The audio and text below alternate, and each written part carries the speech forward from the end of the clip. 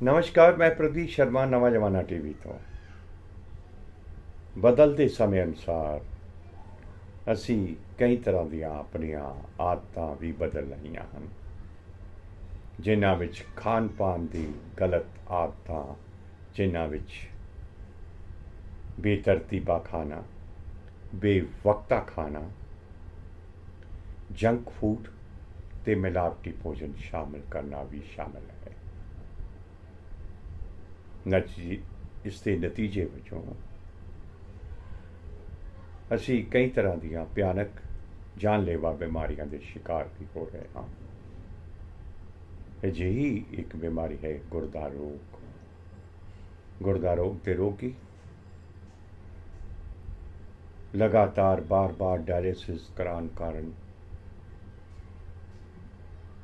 ਨਿਰਾਸ਼ ਹੋ ਰਹੇ ਹਨ। ਲਿਵਾਸਾ ਹਸਪੀਟਲ ਮੋਹਾਲੀ ਦੇ ਮਾਹਰ ਡਾਕਟਰਾਂ ਨੇ ਅੱਜ ਲੁਧਿਆਣਾ ਦੇ ਵਿੱਚ ਪੱਤਰਕਾਰ ਮਿਲਣੀ ਦੇ ਵਿੱਚ ਇੱਕ ਅਜਿਹੇ ਹੀ ਨਿਰਾਸ਼ ਹੋ ਚੁੱਕੇ ਰੋਗੀ ਜੋ ਕਿ ਇਲਾਜ ਕਰਾਉਣ ਉਪਰੰਤ ਹੁਣ ਖੁਸ਼ ਹਨ, ਸਫਲਤਾਪੂਰਵਕ 10 ਸਾਲ ਤੋਂ ਜ਼ਿੰਦਗੀ ਜੀ ਰਹੇ ਹਨ, ਉਹਨਾਂ ਨੂੰ ਪੇਸ਼ ਕੀਤਾ। पेश है इसकी एक रिपोर्ट। हाँ जी मैडम, तो हम लोग हाँ जी मैडम, हम लोग department of renal sciences Livasa hospital Mohali से हैं। मैं डॉक्टर राका कौशल हूँ। मैं वहाँ सीनियर डायरेक्टर नेफ्रोलॉजी हूँ ऑलमोस्ट 18 ईयर्स से। एंड ये डॉक्टर अविनाश श्रीवास्तव हैं, ये हमारे ट्रांसप्लांट सर्जन हैं। हम लोगों ने वहीं पे department of renal transplant establish किया था 18 ईयर्स बैक।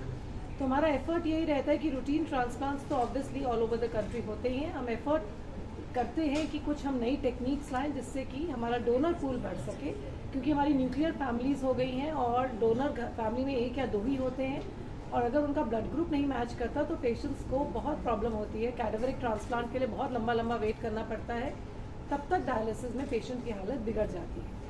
तो एक एग्जाम्पल के तौर पे मिस्टर वीर सिंह हैं, ये 2017 में हमारे पास आए थे। पहले एक ट्रांसप्लांट इनका फेल हो चुका था, तो इनके पास घर में और कोई डोनर नहीं था। इनकी सिर्फ वाइफ थी जो देने को तैयार थी, लेकिन उनका ब्लड ग्रुप इनसे नहीं मिलता था। उस टाइम ये टेक्निक शुरू ही हुई थी और लोगों के मन में ये शंका थी। जापान में ये हो चुकी थी और दिल्ली में एक सेंटर ने की थी, तो मन में ये शंका थी कि ट्रांसप्लांट पता नहीं उतना लंबा चलता है कि नहीं, जबकि जापान का डाटा अच्छा था, पर इंडिया में हमें we were not willing to accept. तो वीर सिंह जी को हमने काउंसिल किया एंड ये हमारे थर्ड पेशेंट थे जिनके ऊपर हमने ये किया। अब तो हम ऑलमोस्ट, जैसे डॉक्टर साहब ने कहा, 172 एग्जैक्ट केसेस कर चुके हैं। और उस टाइम पे हमने इनका किया, हमने इनकी एंटीबॉडीज़ तो थे इनकी वाइफ के ब्लड ग्रुप के, वो इनके ब्लड से निकाले और ये ट्रांसप्लांट किया। एंड हम यही चीज़ एम्फेसाइज करना चाहते हैं कि इनके ट्रांसप्लांट को एबीओ इनकम्पैटिबल ट्रांसप्लांट को, जो एक रिलेटिवली न्यू टेक्नोलॉजी है, 7 ईयर्स हो गए हैं और ये नॉर्मल ट्रांसप्लांट पेशेंट की तरह 2 महीने में 3 महीने में एक बार मुझे दिखाने आते हैं। और I think mister Veer Singh आप अपने पेशेंट बढ़ रहे हैं, कारण की है? हाँ जी, पेशेंट बहुत बढ़ रहे हैं। पेशेंट बढ़ रहे हैं क्योंकि बेसिकली किडनी खराब होती है मोस्टली लाइफस्टाइल डिजीजेस से, जो कि है डायबिटीज़, ब्लड प्रेशर। और लाइफस्टाइल डिजीजेस तो हमारी बहुत ही ज़्यादा बढ़ गई हैं, बिकॉज फूड में अडल्ट्रेशन है, फूड खाने का ढंग हम लोगों का ख़राब है, घर पे हम बनाना नहीं चाहते।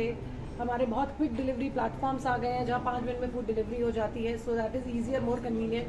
तो ये लाइफस्टाइल डिजीज़ है। हम खा ज़्यादा रहे हैं, उसकी कंजम्पशन कम हो रही है, हम सारे व्हीकल्स यूज़ करते हैं, एक्सरसाइज नहीं है।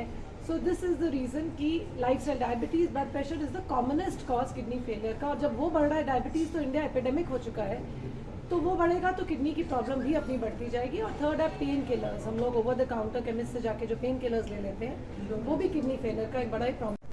मेरा नाम वीर सिंह है जी। हाँ जी, ਤੁਸੀਂ ਡਾਕਟਰ ਕਰਾਇਆ, ਕੋਈ ਪਰੇਸ਼ਾਨੀ? ਪਹਿਲਾਂ ਮੇਰਾ ਟ੍ਰਾਂਸਪਲਾਂਟ ਹੋਇਆ ਜੀ ਜਲੰਧਰ ਕਿਡਨੀ ਹਸਪੀਟਲ ਤੋਂ, ਕੂਲ ਰੋਡ ਤੋਂ ਜੀ। ਹਾਂਜੀ, ਡਾਕਟਰ ਰਵੀ ਇੰਗਰਾਲ ਨੇ ਕੀਤਾ ਜੀ। ਹਾਂਜੀ, ਉਹ ਮੇਰਾ 5 ਸਾਲ ਚੱਲਿਆ ਸੀ, ਜਾਣ ਕੇ ਪਹਿਲਾਂ ਹੀ ਹੋਣ ਲੱਗ ਪਿਆ ਸੀ, ਥੋੜ੍ਹਾ ਕ੍ਰੀਟੀਨਾਈਨ ਵਧਣ ਲੱਗ ਗਿਆ ਸੀ।